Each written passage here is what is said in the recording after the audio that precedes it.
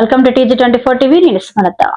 దారాసింగ్ నాయక్ ని వికారాబాద్ DCC అధ్యక్షుడిగా నియమించడం పట్ల హర్షం వ్యక్తం చేసిన పెద్దేమూల్ మండల కాంగ్రెస్ నాయకులు ఈ సందర్భంగా TPCC మైనారిటీ విభాగం రాష్ట్ర కన్వీనర్ MD రియాజ్ మాట్లాడుతూ దారాసింగ్ నాయక్ ని వికారాబాద్ జిల్లా DCC అధ్యక్షుడిగా నియమించడం పట్ల హర్షం వ్యక్తం చేశారు.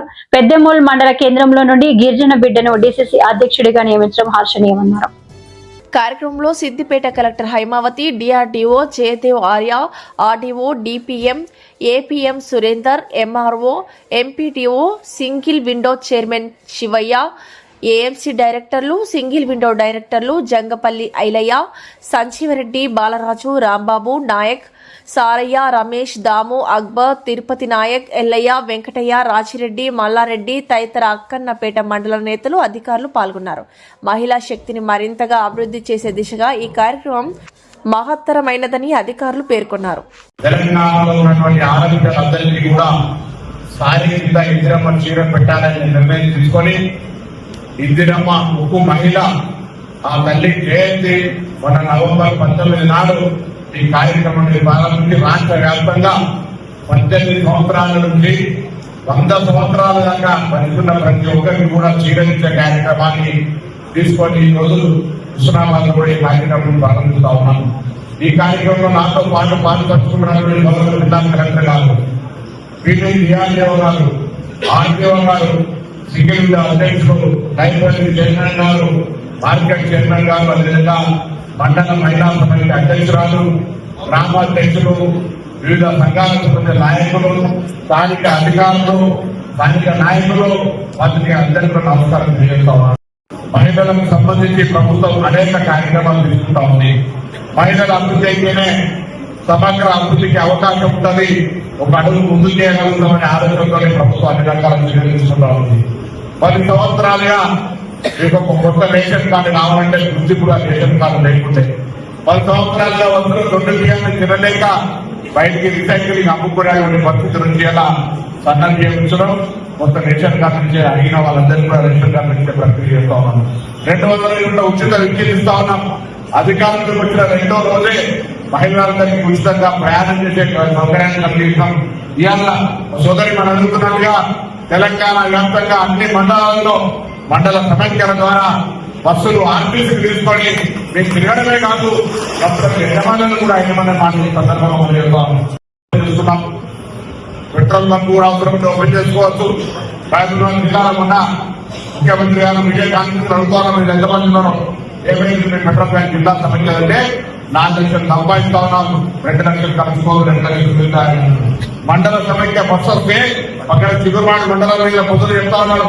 సైదాపూర్ లా గరీబాద్ జిల్లాలో గోడగా తీసుకుంటే ఇవన్నీ వస్తాయనుకుని మండలానికి ఎక్కిపోయినా కానీ అక్కడ బస్సు ఇచ్చి కదా నెలకు 69,000 రూపాయల లాభం మండల సమైక్యకు ఆర్టీసీ బస్సు పథకాలు నడుస్తా ఉంది.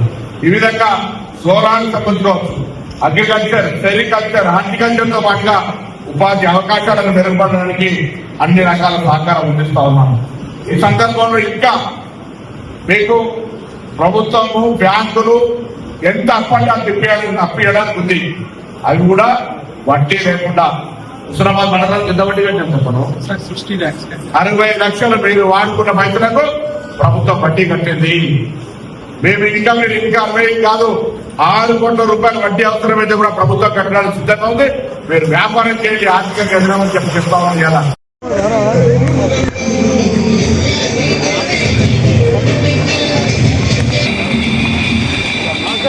పూలు పెట్టదే సార్, పూలు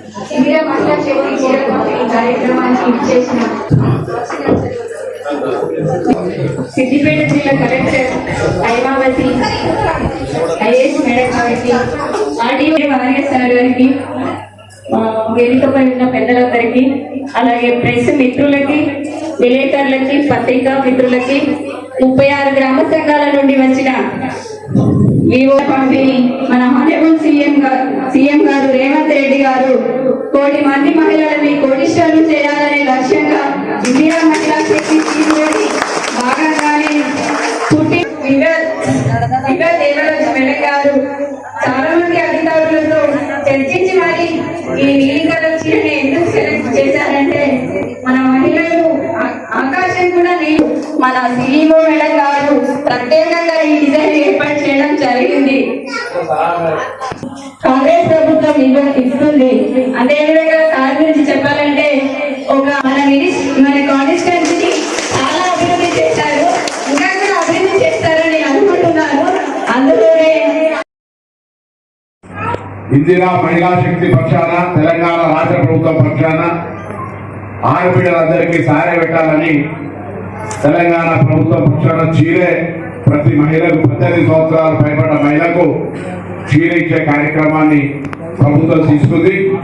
ఉదయం 8 గంటలకు కలెక్టర్ గారు నేను పీడీ గారు కోహెడల ప్రోగ్రాం స్టార్ట్ చేస్తే కోహెడల నుంచి చిగురుమామిడి తర్వాత సైదాపూర్ తర్వాత ఎల్కతుర్తి తర్వాత బీర్దేవరపల్లి తర్వాత అక్క అన్నపేటకు వచ్చిన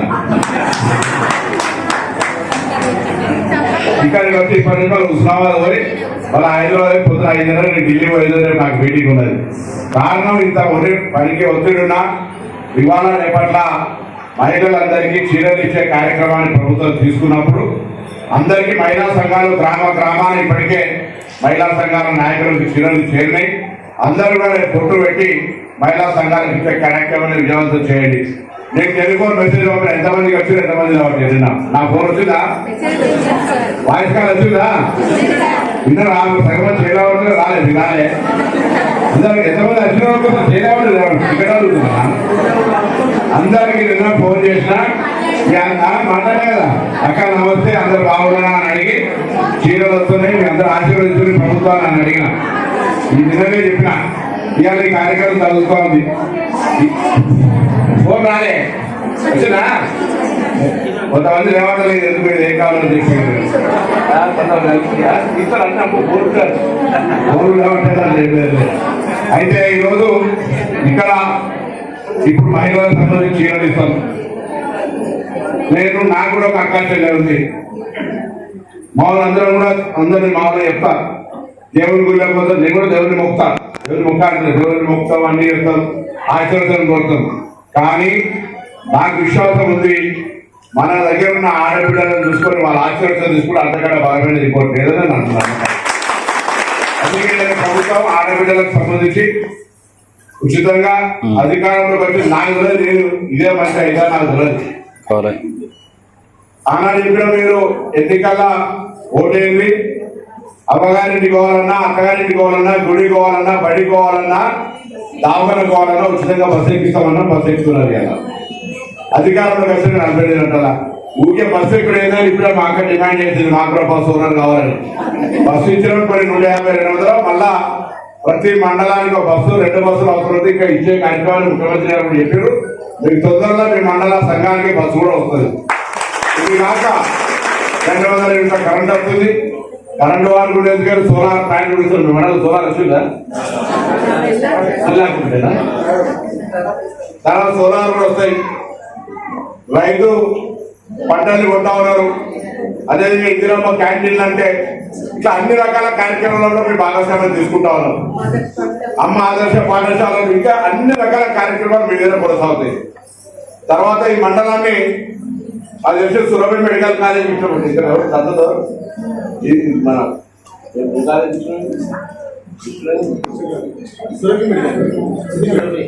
సురభి మెడికల్ కాలేజీలకు అక్క అన్న పెట్టడం ఆరోగ్యంగా ఉంచడానికి వాళ్ళు వచ్చి వైద్య పరీక్షలు చేస్తారు. అదేవిధంగా ఎంఎన్జే హైదరాబాద్ బసవతారకం హాస్పిటల్ కూడా క్యాన్సర్ స్క్రీనింగ్ టెస్ట్ చేయడానికి ఇక్కడికి వస్తారు.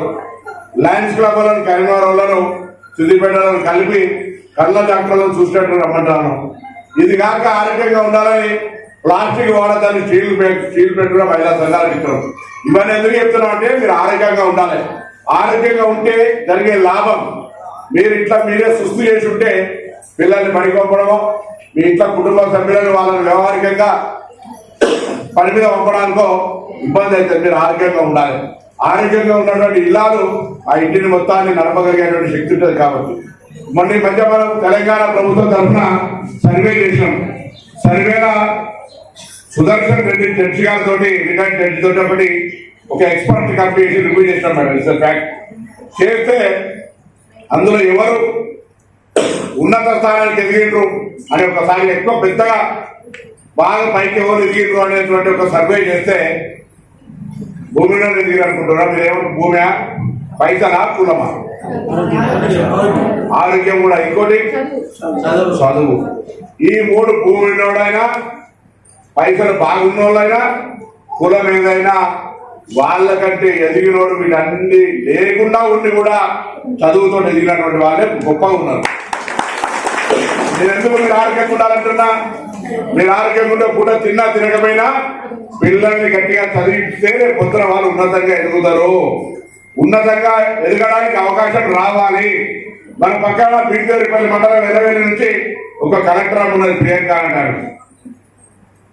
అట్లానే ఎక్కడైనా కూడా మనం ఎదగడానికి వరకు అవకాశం తీసుకోవడానికి పిల్లల్ని కష్టపడి చదివించాలి. దయచేసి మళ్ళీ కోరుతా ఉన్నా, ఏ మహిళలకు సంబంధించి ప్రభుత్వం తరఫున ఇప్పుడు చేస్తున్న వ్యాపారాలు సెరికల్చరు, హార్టికల్చరు, అగ్రికల్చరు ఇంకా ఏం చేస్తున్నవి కాకుండా ఇంకా మీరు ఏం చేస్తారో కార్యక్రమానికి ప్రత్యేకించి లోన్ తీసుకునే విధంగా ఉంది. బ్యాంకులు శివన్న దగ్గర నగదు 2 కోట్లు ఇవ్వండి ఇవ్వగలుగుతాడు, కానీ బ్యాంకు లోన్ ఇవ్వరు. 2 కోట్ల రూపాయల అల్మారికి ఫోన్ చేస్తే వస్తాయి, కానీ బ్యాంకు పోతే మాత్రం కుదరబెడతామన్నాడు. మీకు అట్లా లేదు. సముద్రం వెళ్ళేవా చూపెట్టుకుంటా మీరు మాత్రం బ్యాంకు పోతే ఎటువంటి ఏం లేకుండా మనం కుదురుపెట్టే అవసరం లేకుండా మీకు లోన్లు ఇస్తారు. మాకు అట్లా ఉండదు. కాబట్టి మీరు మళ్ళీ మీరు తీసుకున్న దానికి అప్పుకు మేము అప్పు కట్టాలి. మీకు అప్పు కూడా లేదు. వడ్డీ అంతా తెలంగాణ ప్రభుత్వం పడుతుంది. మండలం ఎంత పట్టింది విడి గారు? 1,27,00,000 మీరు తీసుకున్నటువంటి డబ్బుకు అప్పు మిత్తి తెలంగాణ సర్కారు పట్టింది. అంటే నేరుగా ఏం పైసలు అన్ని లేకుండా 1,27,00,000 సంపాదించినట్టే కదా. కాబట్టి దయచేసి అవకాశాన్ని ప్రభుత్వం ఇస్తున్న అవకాశాన్ని వినియోగించుకోండి. 18 సంవత్సరాలు పైబడ్డ వారంతా సభ్యుడిగా ఉండాలి. 14 నుంచి 18 వాళ్ళు కిషోర బాలిక సమితిలు రావాలి. 60 తర్వాత ఉన్నటువంటి వాళ్ళు వృద్ధాప్య సంఘాలు ఏర్పడాలి. మీ ఊర్లలో ఎక్కడైనా దురదృష్టవశాత్తు యాక్సిడెంట్లు ఇతరత్తులు జరిగి ఎక్కడైనా పిల్లలు అనాథలైతే సంఘం దత్తత తీసుకొని రాష్ట్రంలో ఆదర్శంగా నిలవండి. అందరి కలిసి భయాన్ని ఇష్టమైన భవిష్యత్తు చేయండి. మీకు తప్పైతే మీకు ఒకవేళ ఇబ్బందిగా ఉంటే నాకు అభ్యంతరం అనేక ఆశ్రమాలు ఉన్నాయి. బంగారం దగ్గర చూసుకొని చదివిపించి వాడిని అన్ని రకాల అభివృద్ధి చేయడానికి న్యాయంగా ప్రభుత్వాలతో గుర్తింపబడినటువంటి సంస్థలు హైదరాబాద్ ఉన్నాయి. అటువంటి ఎవరైనా ఊర్లో మనందరం కళ్ళ ముందు కొన్ని సంఘటనలు జరిగితే తెలియకుంటాయి. అటువంటి వాళ్ళ పిల్లలు చూస్తుంటే కుటుంబాలు రోజులు పడుతూ ఉంటాయి. కాబట్టి అటువంటి వాళ్ళని ఆదుకోవడానికి కూడా మహిళా సంఘాలు కొంత హృదయం ఉంటుంది, దగ్గర ప్రేమ హృదయం ఉంటుంది, అవసరమైతే ఇంతకుముందు చెప్పినట్టుగా అమ్మవారి శక్తి కఠినమైనటువంటి కూడా ఉంటుంది. 2 లేకపోతే 40 పిల్లగాన్ని ప్రేమిస్తారు, పిల్లగాన్ని బెదిరిస్తారు, అవసరం కొట్టి విలేజాలను చదివిస్తారు. క్రమశిక్షణ పెట్టే బాధ్యత కూడా మీద. కాబట్టి అటువంటి సంఘటనలు అయినప్పుడు మీరు అండగా ఉండమని చెప్పి సందర్భంగా కోరుతూ, తొందరగా ఇక్కడ పెద్దలందరి పిల్లలు, తమిళ పిల్లలు, మండల నాయకులు అందరూ కూడా ఒక ఇండస్ట్రియల్ పార్క్ ఏర్పాటు చేయమని చెప్తే అప్పుడు ఇండస్ట్రియల్ పార్క్ వస్తూ ఉంది. మహిళలు ఇక్కడ చాలా మంది మనం చెప్తా ఉన్నారు, చాలా పంట వండుతా ఉంది, రైస్ మిల్లులు లేవు. మండల సమస్యలు ప్లాన్ చేసుకోండి. నేను దివ్యా మేడం చెప్తా, కలెక్టర్ గారు మాట్లాడతారు. దగ్గర మన నియోజకవర్గానికి సంబంధించిన వాళ్ళంతా రైస్ మిల్లు పెట్టే ప్రయత్నం చేసుకోండి. రైస్ మిల్లు కాకపోతే ఇంకా వేరే రకరకాల గృహాలకు సంబంధించిన తయారీ కార్యక్రమాలని, రకరకాల వ్యాపారాలకు ట్రైనింగ్ ఇస్తాం. ఇన్నోవేషన్ పార్క్ ట్రైనింగ్ తీసుకొని, లేకపోతే హైదరాబాద్ లో ఫుడ్ ప్రాసెసింగ్ లో ట్రైనింగ్ తీసుకొని పండుతున్న ధాన్యాన్ని వాల్యూ అడిషన్ వచ్చి మనం ఏం చేయగలిగి మార్కెట్ చేయగలుగుతాం ఆలోచన చేయండి. పిండి వస్తువులు, తినుబండారాలు, రకరకాల వస్తువులు పొద్దున ఎలా మంది దునియా కామలు రాబోతా ఉన్నాయి. కామలు చెట్టు పెట్టి అమ్ముకునేటువంటి పరిస్థితి ఉంటుంది. రేపు అనేక చేయాలనుకుంటే ఏమైనా పనులు దొరుకుతాయి. కొంత క్రమశిక్షణ, మంచి నిజాయితీగా పనిచేస్తే సరిపోతుంది. అది కాక కూడా ఇలా మీ అందరికీ ఇన్ని కార్యక్రమాలతో పాటుగా ఇంకా భవిష్యత్తులో కూడా చాలా కార్యక్రమాలు చేసేటువంటి ఆలోచనతో ఉన్నాం. తప్పకుండా ఈ ప్రభుత్వంలో రేపు న్యాయం జరుగుతుంది, న్యాయం జరగాలి. ఈరోజు ఈ యొక్క మన స్కూల్ పిల్లల్ని డ్రెస్ తోటి చూస్తాం. డ్రెస్ ఎందుకు వేస్తారు? ఏమంటారా నేను పంపచ్చు కదా. స్కూల్ చూడగానే ఆ పట్ట చేయగానే ఒక క్రమశిక్షణ, ఒక బలం. అట్లనే ఇదిరమ్మా ఈ యొక్క చీరల పంపిణీ ద్వారా ఆ చీరలన్నీ అబ్బాయి అక్కడ అన్ని ఒక ఇది కూడా